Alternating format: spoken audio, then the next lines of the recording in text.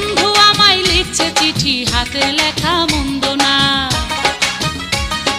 ছন্দে ছন্দে করছে বন্ধু আমার রূপের বন্দনা।